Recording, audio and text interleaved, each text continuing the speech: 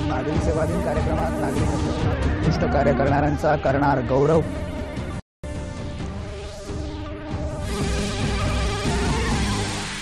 Britain, Sweden आणि जर्मनीच्या यशस्वी दौऱ्यानंतर पंतप्रधान नरेंद्र मोदी मायदेशी परतले।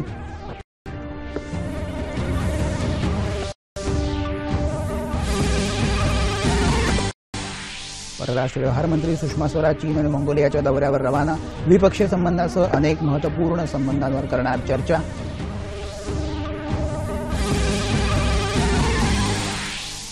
उत्तर कोरियापुढे अणु तसंच क्षेपणास्त्र चाचण्या करणार नाही। किम जॉंग उन यांचा निर्वाळा। कोरिया अमेरिका तणाव निवळण्याची शक्यता।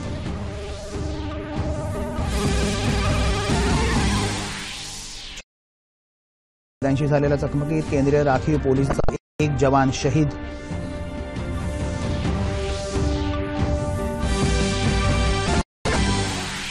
देशातल्या रसायन क्षेत्रात वाढीची क्षमता, निर्यात विषयक मागणी पूर्ण करण्यासाठी क्षमता वाढवणं आवश्यक। केंद्रीय वाणिज्य मंत्री सुरेश प्रभू।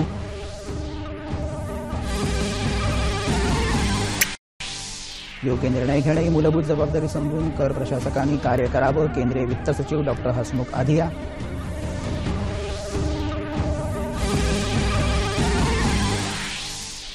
आणि पुण्यात मार्केट यार्ड परिसरातल्या आंबेडकर नगर झोपडपट्टीला भीषण आग। नमस्कार, एकच्या बातमीपत्रात मी शैलेश पेठे आपलं स्वागत करतो। पाहूया सविस्तर वृत्त। पंतप्रधान नरेंद्र मोदी यांच्या हस्ते आज नवी दिल्लीत नागरी सेवा कार्यक्रमाच्या समारोप प्रसंगी नागरी प्रशासनात उत्कृष्ट कार्य करणाऱ्यांचा गौरव करण्यात येईल। पंतप्रधान पीक विमा योजना, डिजिटल व्यवहारांना चालना, पंतप्रधान आवास योजना आणि दीनदयाल उपाध्याय ग्रामीण कौशल्य योजना या 4 योजनांमध्ये उल्लेखनीय कार्य करणाऱ्यांना हे पुरस्कार प्रदान करण्यात येतील। यावेळी पंतप्रधानांच्या हस्ते 2 पुस्तकांचं प्रकाशनही होणार आहे। तसंच पंतप्रधान नागरी सेवेतील अधिकाऱ्यांनाही संबोधित करणार आहेत। दरम्यान स्वीडन, इंग्लंड आणि जर्मनी या 3 देशांच्या यशस्वी दौऱ्यानंतर पंतप्रधान नरेंद्र मोदी आज सकाळी मायदेश परतले। परराष्ट्र व्यवहार मंत्री सुषमा स्वराज यांनी त्यांचं विमानतळावर स्वागत केलं। आपल्या 5 दिवसांच्या दौऱ्यात पंतप्रधान मोदी यांनी ब्रिटनच्या पंतप्रधान थेरेसा मे आणि स्वीडनचे पंतप्रधान स्टीफन लोफेन यांची भेट घेतली आणि द्विपक्षीय मुद्द्यांवर चर्चा केली। इंग्लंडमध्ये झालेल्या राष्ट्रकुल प्रमुखांच्या परिषदेतही पंतप्रधान सहभागी झाले होते। भारतात परत येताना पंतप्रधानांनी काल रात्री जर्मनीच्या चॅन्सलर एंजेला मर्कल यांची बर्लिन इथं भेट घेतली। मर्कल यांच्याशी द्विपक्षीय तसंच इतर महत्त्वपूर्ण मुद्द्यांवर चर्चा झाल्याचं पंतप्रधान मोदी यांनी सांगितलं। मोदी आणि मर्कल यांच्या दरम्यान भारत जर्मनी सहकार्य मजबूत करण्याबाबत चर्चा झाल्याचं परराष्ट्र मंत्रालयाचे प्रवक्ते रवीश कुमार यांनी सांगितलं। जर्मनी हा युरोपीय युनियनमधील भारताचा सर्वात मोठा व्यापारी भागीदार आहे। आपल्या 3 देशांच्या दौऱ्यादरम्यान पंतप्रधान भारत एक बात सबका साथ या कार्यक्रमातही सहभागी झाले। तसंच त्यांनी भारतीय वंशाच्या लोकांनाही यावेळी संबोधित केलं। ज्ञान आणि विवेकाची संजीवनी असलेल्या संस्कृत भाषेत विश्वकल्याणाची क्षमता आहे असं सांगत या भाषेतील ज्ञानाचा प्रसार करणं आवश्यक असल्याचं प्रतिपादन राष्ट्रपती रामनाथ कोविंद यांनी केलं। दिल्लीत आज लाल बहादूर शास्त्री राष्ट्रीय संस्कृत विद्यापीठाच्या दीक्षांत समारंभात मार्गदर्शन करताना ते बोलत होते। संस्कृत भाषा फक्त साहित्य, अध्यात्म आणि कर्मकांडाची भाषा नाही, तर ती ज्ञान आणि विज्ञानाची भाषा आहे असंही ते म्हणाले। या संस्कृत विद्यापीठाला आंतरराष्ट्रीय स्तरावर पोहोचवण्याचं स्वप्न लाल बहादूर शास्त्री यांनी पाहिलं होतं। त्या दृष्टीने विद्यापीठाकडून प्रयत्न केले जात असल्याचंही राष्ट्रपती यावेळी म्हणाले। आवश्यक है कि शिक्षा व्यवस्था मूल्य केंद्रित हो, न कि केवल ज्ञान केंद्रित। शिक्षा का प्रमुख उद्देश्य है व्यक्ति का संवेदनशील और चरित्रवान। सुशिक्षित व्यक्ति वो है जिसमें परोपकार की भावना और लोक के प्रति उत्साह होता है। इस विद्यापीठ में यह प्रश्न उठना स्वाभाविक है कि आखिर विद्या किस लिए? इस प्रश्न का एक बहुत ही प्रचलित और प्रभावी उत्तर संस्कृत की परंपरा में दिया गया है, जिसमें कहा गया है विद्या या विमुक्तये। परराष्ट्र व्यवहार मंत्री सुषमा स्वराज आज चीन आणि मंगोलियाच्या दौऱ्यावर रवाना झाल्या। शांघाय सहकार्य संघटनेतील परराष्ट्र मंत्र्यांच्या परिषदेत सुषमा स्वराज सहभागी होतील। तसंच चीनचे परराष्ट्र मंत्री वँग यी यांच्याशी त्या उद्या द्विपक्षीय संबंधासह अनेक मुद्द्यांवर चर्चा करणार आहेत। वँग यांची स्टेट कॉन्सिलर या पदावर बढती झाल्यानंतर स्वराज प्रथमच त्यांना भेटणार आहेत. सुषमा स्वराज यांच्या चीन भेटीमुळे दोन्ही देशांदरम्यान राजकीय विश्वास अधिक दृढ व्हायला मदत होईल असं चीनच्या परराष्ट्र मंत्रालयानं म्हटलं आहे. तसंच धोरणात्मक सहकार्य अधिक वृद्धिंगत होईल असंही चीननं स्पष्ट केलं आहे. चीन भेटीनंतर सुषमा स्वराज 25 एप्रिलला मंगोलियाच्या 2 दिवसांच्या भेटीवर जात आहेत. स्वराज यांची मंगोलियाला ही पहिलीच भेट आहे. तब्बल 42 वर्षांनंतर भारतीय परराष्ट्र मंत्री मंगोलियाला भेट देत आहेत. आपल्या भेटीदरम्यान सुषमा स्वराज भारत मंगोलिया संयुक्त सल्लागार समितीच्या 6व्या परिषदेला उपस्थित राहणार आहेत. उलनबटर इथं होणाऱ्या कुशोक बाकुला जन्मशताब्दी सोहळा समारंभात सुषमा स्वराज यांचं प्रमुख भाषण होणार आहे. कुशोक बाकुला हे मंगोलियातील भारताचे माजी राजदूत होते. भारत मंगोलिया संबंध दृढ करण्यात त्यांचा मोठा वाटा आहे. उत्तर कोरिया आणखी अणुचाचण्या करणार नाही तसंच आंतरखंडीय बॅलिस्टिक क्षेपणास्त्रांची चाचणीही करणार नाही असा निर्वाळा उत्तर कोरियाचे नेते किम जोंग उन यांनी दिला आहे. तसंच उत्तर कोरिया अणुचाचण्या करण्यात येणारी ठिकाणंही बंद करणार असल्याचंही त्यांनी स्पष्ट केलं. उत्तर कोरियाच्या अण्वस्त्रांची सतत आता प्रस्थापित झाली असल्यामुळे आणखी अणु तसंच क्षेपणास्त्र चाचण्या करण्याची गरज नाही असं किम यांनी पक्षाच्या बैठकीत स्पष्ट केलं. उत्तर कोरियानं अणुचाचण्यांवर बंदी घालावी अशी अमेरिकेची दीर्घकाळापासूनची मागणी होती. उत्तर कोरियाच्या चाचणी बंदीच्या निर्णयानंतर दोन्ही देशांदरम्यान विकोपाला गेलेले संबंध सुरळीत व्हायला मदत होईल. मिश्रा यांच्या विरोधात महाभियोग प्रस्ताव मांडण्यावरून विरोधी पक्ष आणि काँग्रेसमध्येच फूट पडल्याचं चित्र दिसत आहे. तृणमूल काँग्रेस आणि राष्ट्रीय जनता दलानं या प्रस्तावावर स्वाक्षरी केलेली नाही तर काँग्रेसमध्ये यावरून मतभेद आहेत. काँग्रेसचे ज्येष्ठ नेते सलमान खुर्शीद यांनी या प्रस्तावाच्या चर्चेत आपण सहभागी नसल्याचं स्पष्ट केलं तर माजी पंतप्रधान मनमोहन सिंग यांची या प्रस्तावावर स्वाक्षरी नाही. काँग्रेस आणि इतर 7 विरोधी पक्षांनी देशाचे सरन्यायाधीश दीपक मिश्रा यांच्या विरोधात महाभियोग प्रक्रिया सुरू करण्याचा प्रस्ताव मांडण्याचा निर्णय घेतला आहे.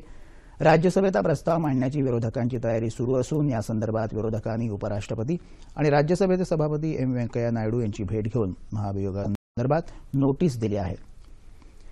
दरम्यान भाजपाने या महाभियोगाच्या प्रस्तावावर टीका केली आहे. सरन्यायाधीशांविरोधात महाभियोग आणण्याचा काँग्रेसचा प्रयत्न म्हणजे न्यायपालिकेवर दबाव आणण्याची खेळी असून हा प्रकार अत्यंत निंदनीय असल्याचं अर्थमंत्री अरुण जेटली यांनी म्हटलं आहे. काँग्रेस आणि त्याचे मित्रपक्ष आपल्या अधिकारांचा दुरुपयोग करत असून न्यायपालिकेला याची किंमत मोजावी लागते असं जेटली यांनी केलेल्या ट्विट संदेशात म्हटलं आहे. भाजपा प्रवक्त्या मीनाक्षी लेखी यांनी काल नवी दिल्लीत पत्रकार परिषद घेऊन या प्रस्तावाचा निषेध केला. विरोधी पक्ष न्यायपालिकेच्या प्रतिष्ठेला धक्का पोहोचवत आहे असं मीनाक्षी लेखी यावेळी म्हणाल्या.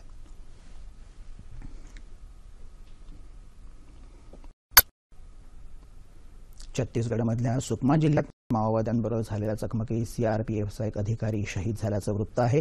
किस्तराम पोलीस ठाण्याच्या हद्दीत घनदाट जंगलात सीआरपीएफची तुकडी शोध मोहीम राबवत होती. दरम्यान चकमक झाली अशी माहिती दक्षिण बस्तरच्या पोलीस उपमहानिरीक्षकांनी दिली आहे. राजधानी रायपूरपासून हा परिसर सुमारे 500 किलोमीटरवर आहे. पुढे राज्यातल्या महत्त्वाच्या बातम्यांकडे. देशात रसायन क्षेत्राच्या वाढीसाठी भरपूर वाव असून निर्यात विषयक मागणी पूर्ण करण्यासाठी क्षमता वाढवण्याची आवश्यकता आहे असं मत वाणिज्य आणि उद्योग मंत्री सुरेश प्रभू यांनी म्हटलं आहे. ते आज मुंबईत रसायन निर्यात प्रोत्साहन परिषदेच्या 46व्या वार्षिक निर्यात पुरस्कार सोहळ्यात बोलत होते.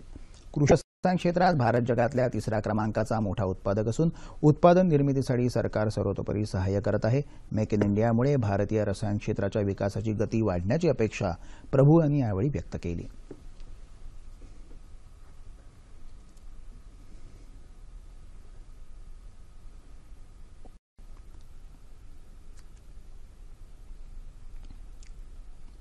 बातमी आहे दुसऱ्या एका पुरस्कारांची. आयात आणि निर्यातीला चालना देण्यासाठी धोरण आणि अंमलबजावणी या 2 गोष्टी महत्त्वाच्या आहेत असं केंद्रीय उद्योग आणि वाणिज्य मंत्री सुरेश प्रभू यांनी म्हटलं आहे. मुंबईत आयोजित FUI निर्यात प्रोत्साहन संघटनेच्या एका पुरस्कार वितरण सोहळ्यात ते काल बोलत होते. सेवा उत्पादन आणि कृषी क्षेत्रावर सरकार विशेष भर देत असल्याचंही त्यांनी सांगितलं. 9% निर्यात वृद्धी दर समाधानकारक नसल्याचं सांगत तो वाढवण्यासाठी स्पष्ट धोरण आवश्यक असल्याचं उद्योग मंत्री म्हणाले. युरोपीय संघाशी प्रलंबित असलेल्या मुक्त व्यापार करारावर बोलताना कोणताही करार करण्यापूर्वी सर्व गोष्टी तपासून पाहिल्या जातील असंही प्रभू यांनी स्पष्ट केलं. उद्योग आणि वाणिज्य मंत्रालयाकडून वाहतूक डिजिटलायझेशन आराखडा तयार करण्याचं काम सुरू असल्याचं सांगत यासाठी सिंगापूर आणि संयुक्त अरब अमिरातीची मदत मागितल्याचं प्रभू म्हणाले. निर्यात वाढवण्यासाठी पारंपरिक देशांसोबतच इतर नव्या देशात निर्यात वाढवणं आवश्यक आहे. परदेशात व्यापार सुलभता कार्यालय स्थापन करण्याची सरकारची योजना आहे अशी माहितीही सुरेश प्रभू यांनी यावेळी दिली.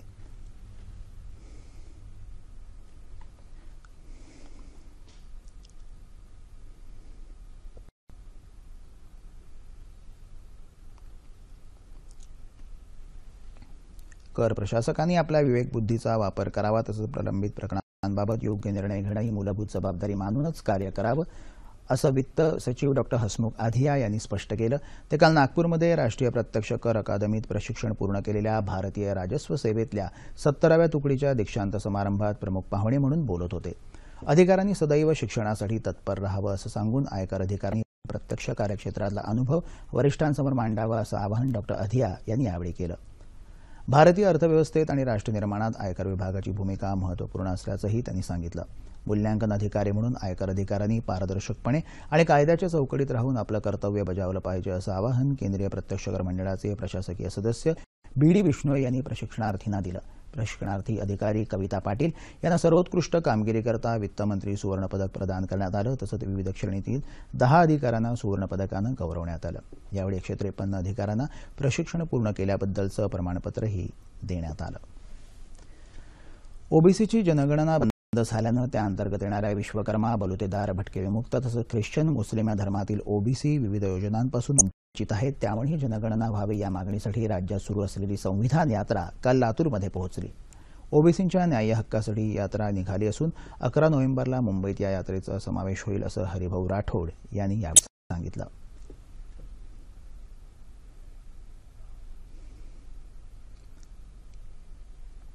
हा जो ओबीसी समाज आहे आपल्याला माहिती आहे, हा फार मोठा समाज आहे आणि या देशामध्ये ओबीसी जनगणना होत नाही. आणि जर जनगणना झाली नाही तर कुठले विकासाचे कामं जे आहेत हे होऊ शकत नाही. आणि त्यामुळे त्यांच्यासाठी आरक्षण असो, त्यांच्यासाठी सवलती असो, बजेट असो, त्यांच्या मुलांना स्कॉलरशिप असो, या सगळ्यापासून हे वंचित राहिलेला हा घटक आहे. आणि म्हणून आमची मागणी आहे की जनगणना करा. देशव्यापी ओबीसी, भटके विमुक्त जाती, जातनिहाय जनगणना भूमिपूजन संघटनेच्या वतीनं ही यात्रा सुरू असल्याची माहिती भटक्या विमुक्तांचे नेते हरिभाऊ गायकवाड यांनी दिली आहे. लिहिणं ही माणसाची आंतरिक गरज आहे. स्वतःला व्यक्त करण्यासाठी लिहिण्याइतका चांगला उपाय नाही आणि लिहिण्याचं प्रमुख साधन म्हणजे पेन. आजकाल बाजारात विविध प्रकारची पेनं आपण बघतो. प्लास्टिकची पेनं तर वापरून झाले की आपण फेकून देतो. त्यामुळे पर्यावरणाची हानी होते. ही हानी कशी टाळता येईल असा प्रश्न भंडाऱ्यातल्या पवनी गावातल्या विभा एलसट्टीवार या विद्यार्थिनीच्या मनात आला आणि तिनं थेट पर्यावरणपूरक पेनच तयार केलं. या पेनामुळे 30 महिलांना रोजगार तर मिळालाच, पण त्या विद्यार्थिनीच्या शाळेच्या बांधकामाच्या खर्चाचा प्रश्न देखील सुटला. वर्तमानपत्राचा वापर करून तयार करण्यात आलेलं हे पेन राष्ट्रपती रामनाथ कोविंद आणि पंतप्रधान नरेंद्र मोदी यांना तिनं भेट म्हणून दिलं आणि त्यांना इथे खूपच आवडलं आहे. 2-3 बायकांना आम्ही बोलवलं, त्यांना मुलांनी पेन शिकवला आणि त्यांच्याकडनं बनवून घेतलं. मग 2 महिलांवर सुरू केलेलं हे काम आता 30 महिला करतात. आणि गावात जर का कुठलीही महिला एखाद्या किराण्याच्या दुकानात किंवा कपड्याच्या दुकानात त्यांनी काम केलं तर त्यांना साधारण 1800 रुपये 2000 रुपये फक्त मिळतात. तेवढ्या रुपयात एका बाईला घर चालवणं कठीण असतं आणि म्हणून पण ते काम त्यांना करायचं नसतं. आणि आता हे पेन बनवून साधारण त्या 250 रुपये वगैरे दिवसाला, जर 100 पेन त्यांनी बनवले तर 250 रुपये त्यांना दिवसाला मिळतात. या पेनात तुळशीच्या बिया वापरण्यात आल्या आहेत. त्यामुळे वापरून झाल्यावर ते कुठेही फेकून दिलं तर त्या ठिकाणी तुळशीची रोपं उगवतात आणि कागद मातीत मिसळून जातो. आता तर भारतातच नाही तर परदेशातही या पेनाला मोठी मागणी आहे. अग्निशमन सेवा सप्ताहाचा सांगता समारंभ काल मुंबईत कलिना इथल्या क्रीडा संकुलात पार पडला. यावेळी संयुक्त संचलनात विविध अग्निशमन सेवाही सहभागी झाल्या होत्या. अग्निशमन सेवेत उत्कृष्ट कर्तव्य बजावल्याबद्दल अग्निशमन दलातले 1 अधिकारी आणि 6 जवानांना राष्ट्रपती अग्निशमन सेवा शौर्य पदकं जाहीर झाली आहेत. या जवानांचा यावेळी सन्मान चिन्ह देऊन गौरव करण्यात आला. यावेळी अग्निशमन सेवेच्या बळकटीकरणासाठी सरकारनं उचललेली पावलं आणि अग्निशमन सेवेसमोरची आव्हानं याविषयी माहिती देण्यात आली. 14 ते 20 एप्रिल या कालावधीत अग्निशमन सेवा सप्ताह पाळण्यात आला. या सप्ताहादरम्यान जनजागृतीपर कार्यक्रमाचं आयोजनही करण्यात आलं होतं.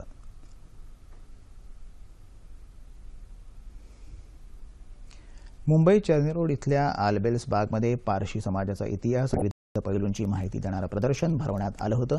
यावेळी विविध स्पर्धा, उपक्रम आणि परिसंवाद आयोजित करण्यात आला होता. पारशी समाजासह अन्य समाजातल्या नागरिकांनी या प्रदर्शनात गर्दी केली होती. पारशी समाजाच्या विविध खाद्यपदार्थांचे स्टॉलही यावेळी लावण्यात आले होते. या पदार्थांचा लोकांनी मनमुराद आनंदही घेतला.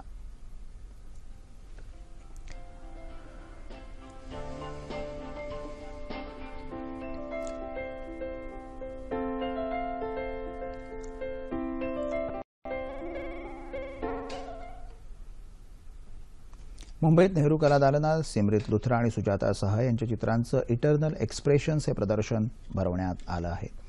जीवनाचं शाश्वत वास्तव या चित्रांच्या माध्यमातून दाखवण्यात आलं आहे.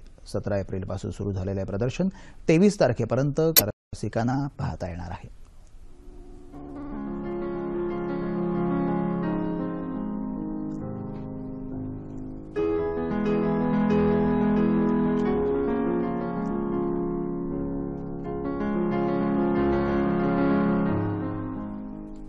दिग्दर्शक राज दत्त यांना काल कोल्हापूर इथं राजा परांजपे जीवन गौरव पुरस्कारानं सन्मानित करण्यात आलं. शाहू महाराज यांच्या हस्ते राज दत्त यांना पुरस्कार प्रदान करण्यात आला.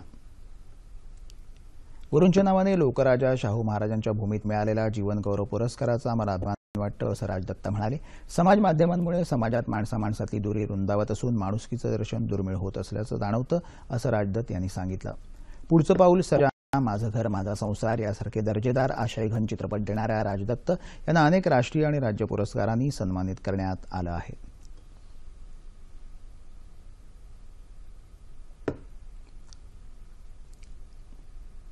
आदिवासी बहुल आणि नक्षलग्रस्त गडचिरोली जिल्ह्यातून 2 कबड्डीपटूंनी आंतरराष्ट्रीय स्तरावर मजल मारली आहे.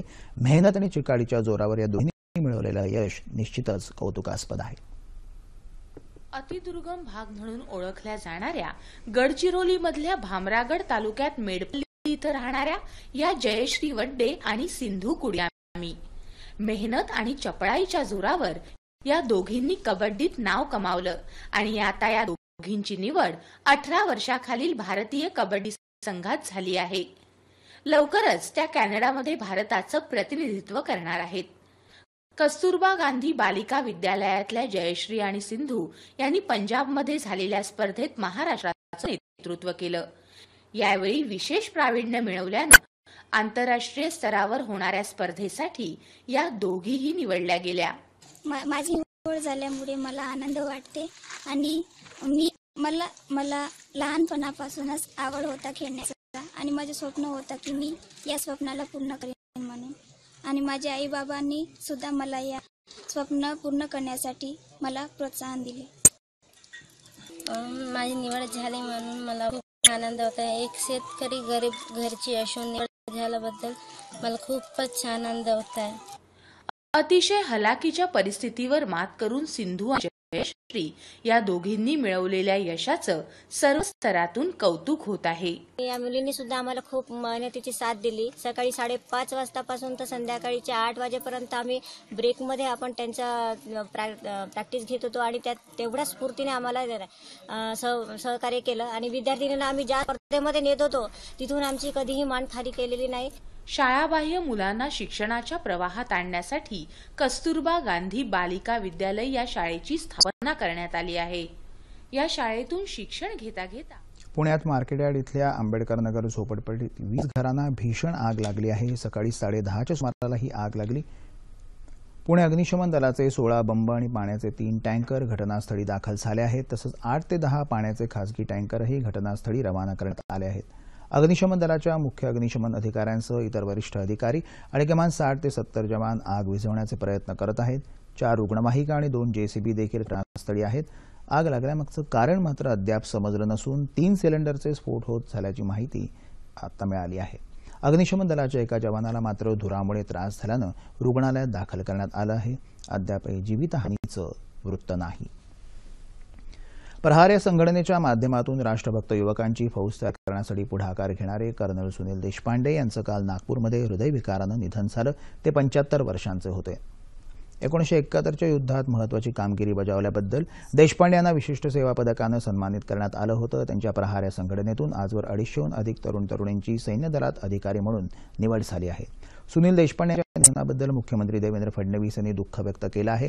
सैन्यातून निवृत्त झाल्यानंतर पुढच्या पिढीवर राष्ट्रभक्तीचे संस्कार करण्यासाठी देशपांडे यांनी घेतलेला पुढाकार अतिशय उल्लेखनीय होता असं सांगत मुख्यमंत्र्यांनी आपल्या शोकभावना व्यक्त केल्या आहेत.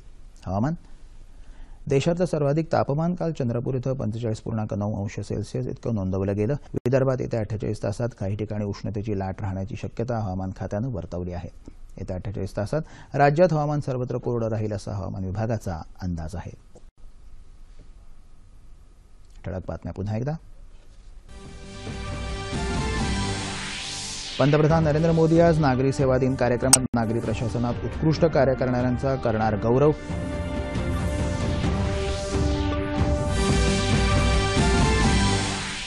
ब्रिटन, स्वीडन आणि जर्मनीच्या यशस्वी दौऱ्यानंतर पंतप्रधान नरेंद्र मोदी मायदेशी परतले.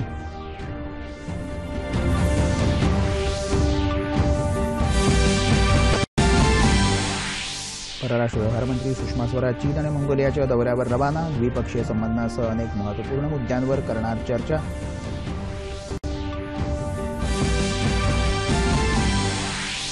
उत्तर कोरिया यापुढे अणुतसं क्षेपणास्त्र चाचण्या करणार नाही. किम जॉंग उन यांचा निर्वाळा. कोरिया अमेरिका तण मिळवण्याची शक्यता.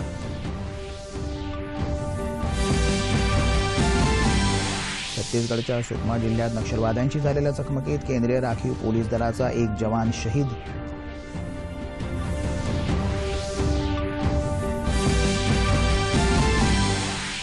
देशातल्या रसायन क्षेत्रात वाढीसाठी उत्तम क्षमता. निर्यात विषयक मागणी पूर्ण करण्यासाठी क्षमता वाढवणं आवश्यक.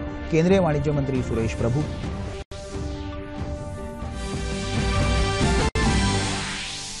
योग्य निर्णय घेणं ही मूलभूत जबाबदारी समजून कर प्रशासकांनी कार्य करावं. केंद्रीय वित्त सचिव डॉ. हसमुख अधिया.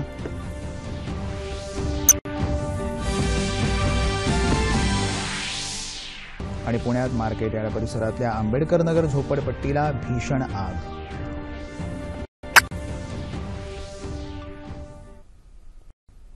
याबरोबरच हे बातमीपत्र संपलं. पुन्हा भेटूया संध्याकाळी 4:30 वाजता आपल्या सह्याद्री वाहिनीवर. त्यापूर्वी